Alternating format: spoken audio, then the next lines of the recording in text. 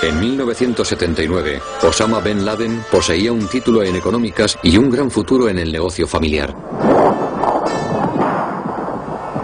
Pero abandonó su hogar y su futuro para comprometerse en una guerra santa.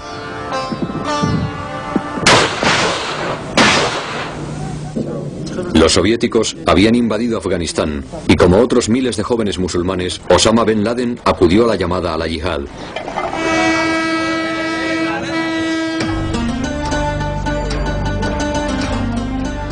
Bin Laden se dirigió a Peshawar, una ciudad situada en la frontera de Pakistán.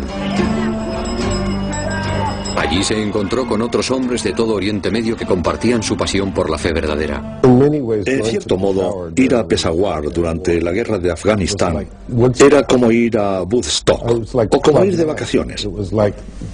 Si eras un joven musulmán respetable con medios para comprarte un billete de avión o con alguien que te lo pagara y no ibas a Peshawar, es que te pasaba algo. Pero el conflicto afgano no era simplemente una guerra de religión. También era una batalla dentro de la Guerra Fría.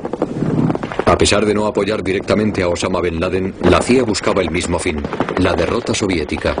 Y los afganos agradecieron la ayuda americana. Los afganos estaban desesperados.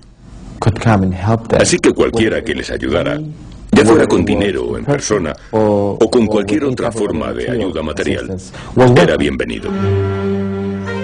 Bin Laden empleó su parte de la fortuna familiar, estimada en unos 250 millones de dólares, en proporcionar ayuda humanitaria a los afganos, comprando cosas como alimentos y medicinas. Montó una oficina en Peshawar y empezó a tomar nota de quién se alistaba en su bando, de dónde eran, de qué familias, qué problemas médicos podían tener, y empezó a buscar fondos para traer más hombres, y montó los campos de adiestramiento. Osama fue una de las personas que consiguió más fondos e hizo muchas buenas obras, cosas como construir orfanatos y hogares para las viudas de los mártires y de los afganos que habían muerto en la guerra. Bin Laden envió al país parte de la maquinaria pesada propiedad de la empresa de su familia. Por supuesto, lo primero que hizo fue cosas prácticas, de las que sabía, como llevar excavadoras y dar dinero, y excavar trincheras en la línea de fuego. Bin Laden llegó a manejar las excavadoras él mismo, un trabajo peligroso, pues se hacía bajo el fuego de los helicópteros soviéticos. Hay quien dice haberle visto trabajar sin parar durante los bombardeos. Para los afganos, Bin Laden se convirtió en un héroe, más que en un apoyo financiero. A pesar de seguir usando botas inglesas, vivía, comía y luchaba con los mujahidines y vestía sus mismas ropas. Solamente estaba obligado a proporcionar dinero. No tenía por qué ponerse en peligro. No tenía por qué ir físicamente a Afganistán y compartir la vida, las privaciones y los problemas de los mujahidines. Pero lo hizo. Bin Laden ayudó a reclutar musulmanes procedentes de todo el mundo, que ayudarían a expulsar de Afganistán a los infieles rusos. Pagó el viaje a numerosos voluntarios y los entrenó en un campamento montado por él mismo. Pero los afganos fueron muy ingenuos al pensar que aquellos extranjeros que habían llegado a Afganistán se marcharían una vez ganada la lucha. Y el problema fue que no se marcharon. Durante la guerra, Bin Laden trabajó con el jeque Abdullah Azzam, su antiguo profesor de universidad y consejero espiritual. Azzam, en su fundamentalismo religioso, se había entregado a la lucha para liberar las tierras islámicas de los invasores extranjeros. Osama Bin Laden incorporaría algunas de sus enseñanzas a su radical versión de la Guerra Santa Global.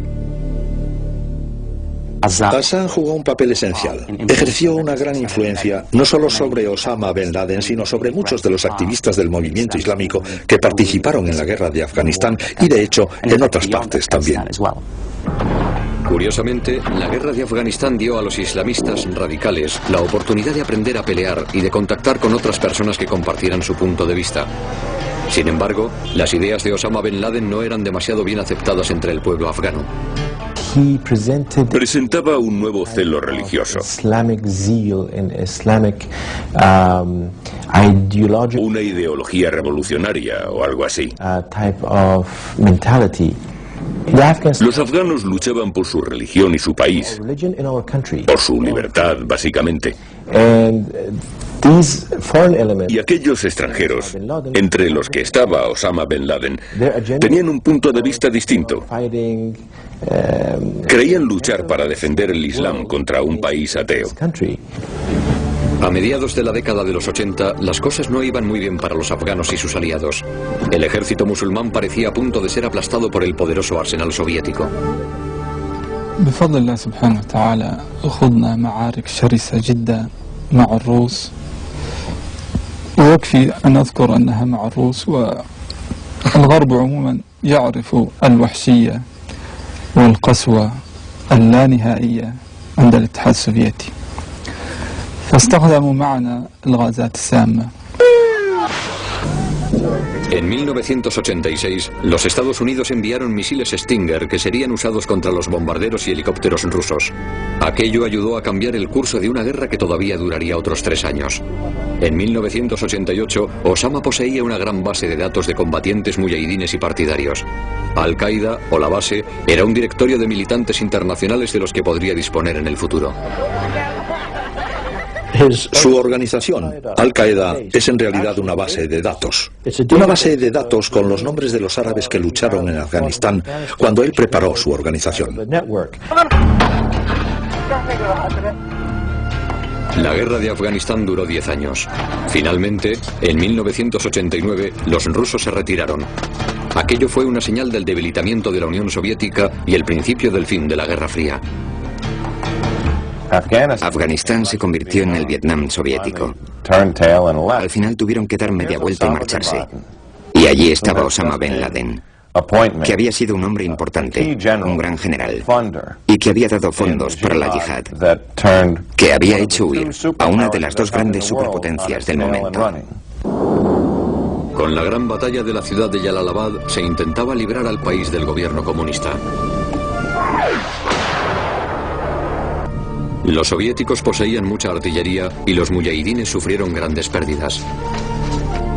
Osama estuvo en primera línea y aún porta el Kalashnikov que dice haber cogido de las manos de un general soviético muerto. Tras este combate, Bin Laden se compararía al guerrero Saladino del siglo XII que expulsó a los cruzados de la Tierra Santa. Pero no todo el mundo recuerda a Osama Bin Laden como a un héroe de guerra. Creo que Osama estuvo probablemente en un par de combates desesperados. Pero aparte de eso, no creo que haya representado un papel importante en ninguna de las batallas. La batalla de Jalalabad marcó el fin de una década de luchas. Los afganos recuperaron su país, aunque a un elevado precio. Más tarde, en noviembre del 89, el jeque Assam fue asesinado con una bomba. Muerto su líder espiritual y expulsados los rusos, Bin Laden regresó a su patria, Arabia Saudí, con 32 años. Era un héroe. Un héroe para su familia, para los muyahidines y para todo el mundo islámico. Y para los saudíes también era un héroe. La familia real tiene un gran concepto de él.